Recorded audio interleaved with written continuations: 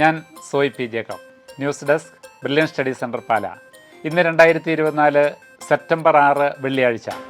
ഇന്നത്തെ പ്രധാന പത്രങ്ങളെല്ലാം പരിശോധിച്ച് അവയിലെ വിദ്യാഭ്യാസ വാർത്തകൾ ശേഖരിച്ച് നിങ്ങളുമായിട്ട് പങ്കുവയ്ക്കുകയാണ് വേഗത്തിലും ചുരുക്കത്തിലും. ഇന്നത്തെ പ്രധാന തലക്കെട്ടുകൾ: സ്വാശ്രയ കോളേജ് MBBS പ്രവേശന ഫീസ് വർദ്ധിപ്പിച്ചു, പുതുക്കിയ വ്യവസ്ഥകളുമായി വെറ്ററിനറി. ഇന്നത്തെ മാതൃഭൂമി പത്രത്തിൻ്റെ 3-ാമത്തെ പേജിൽ വളരെ പ്രാധാന്യത്തോടു കൂടി കൊടുത്തിരിക്കുന്ന ഒരു വാർത്തയാണ്: സ്വാശ്രയ കോളേജ് MBBS പ്രവേശന ഫീസ് വർദ്ധിപ്പിച്ചു.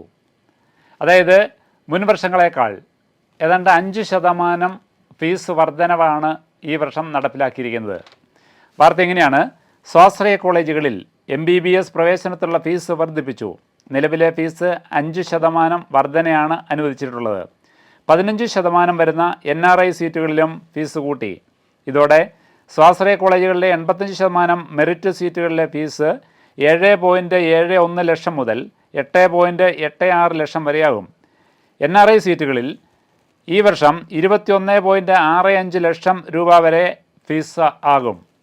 ഇനി ഇന്നത്തെ മലയാള മനോരമ പത്രത്തിൻ്റെ വിദ്യാഭ്യാസം പേജ് പരിശോധിക്കുമ്പോൾ വളരെ പ്രാധാന്യത്തോടു കൂടി കൊടുത്തിരിക്കുന്ന വാർത്തയാണ്: വ്യവസ്ഥകളിൽ മാറ്റങ്ങളോടെ വെറ്ററിനറി ഓൾ ഇന്ത്യ കോട്ട. ഇത്തവണ മോപ്പപ്പ് റൗണ്ട് ഇല്ല. ആദ്യ റൗണ്ട് ചോയ്സ് ഫില്ലിംഗ് ഇന്നു മുതൽ.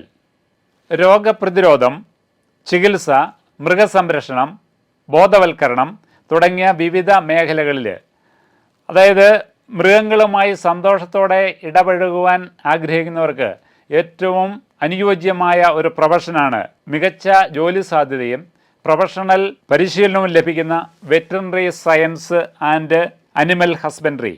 രാജ്യത്തെ അംഗീകൃത സർക്കാർ സ്വകാര്യ വെറ്ററിനറി കോളേജുകളിലെ മൊത്തം BBSc ആൻഡ് AH സീറ്റുകളുടെ 15% വരുന്ന 734 അഖിലേന്ത്യാ കോട്ട സീറ്റുകളിലേക്ക് 2024-25 സെലക്ഷൻ പ്രോസസ്സിംഗ് ആണ് ആരംഭിച്ചിരിക്കുന്നത്. ആകെ സീറ്റ് 734. രാജ്യത്തെ ഏത് പ്രദേശത്തുമുള്ള വെറ്ററിനറി കോളേജുകളിലെ പ്രവേശനത്തിനുള്ള കൗൺസിലിംഗ് ആണ് ഇപ്പോൾ ആരംഭിച്ചിരിക്കുന്നത്. അതിൻ്റെ സൈറ്റ് vca.admissions.nic.in എന്ന വെബ്സൈറ്റ് വഴി പ്രോസസ്സിംഗ് ആരംഭിച്ചിരിക്കുകയാണ്. നീറ്റ് UG 2024 യോഗ്യത നേടിയവർക്കും 2024 ഡിസംബർ 31 17 വയസ്സ് തികഞ്ഞവർക്കും ഈ കൗൺസിലിംഗിൽ പങ്കെടുക്കാം. ഇനി കൗൺസിലിങ്ങിനെ പറ്റി പ്രത്യേകമായിട്ട് പറഞ്ഞിരിക്കുന്നു: പട്ടികജാതി, പട്ടികവർഗ, പിന്നോക്ക വിഭാഗക്കാർക്ക് പ്രത്യേക പരിഗണന, സീറ്റ് റിസർവേഷനുണ്ട്, ഫീസ് അടയ്ക്കേണ്ട രീതികളെപ്പറ്റി, കൗൺസിലിംഗ് വ്യവസ്ഥകളെപ്പറ്റി വളരെ വ്യക്തമായിട്ട് തന്നെ വിവരിച്ചിരിക്കുകയാണ്.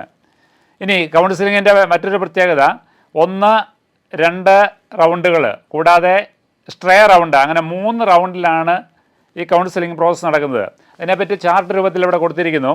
1-ാമത്തെ റൗണ്ടിൽ രജിസ്ട്രേഷൻ, ഫീസ് അടയ്ക്കൽ, ചോയ്സ് ഫില്ലിംഗ്, ലോക്കിംഗ് ഇവ സെപ്റ്റംബർ 6, അതായത് ഇന്ന് രാവിലെ 11 മണി മുതൽ 9-ാം തീയതി രാത്രി 11 വരെയാണ് ഫസ്റ്റ് റൗണ്ടിൻ്റെ രജിസ്ട്രേഷൻ, ഫീസ് അടയ്ക്കൽ, ചോയ്സ് ഫില്ലിംഗ് നടക്കുന്നത്. അതിൻ്റെ ഫലപ്രഖ്യാപനം സെപ്റ്റംബർ 11.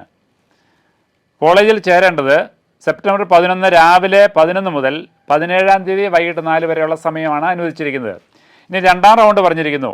സെപ്റ്റംബർ 18-19 തീയതികളിലാണ് രജിസ്ട്രേഷൻ. ഫലപ്രഖ്യാപനം സെപ്റ്റംബർ 21.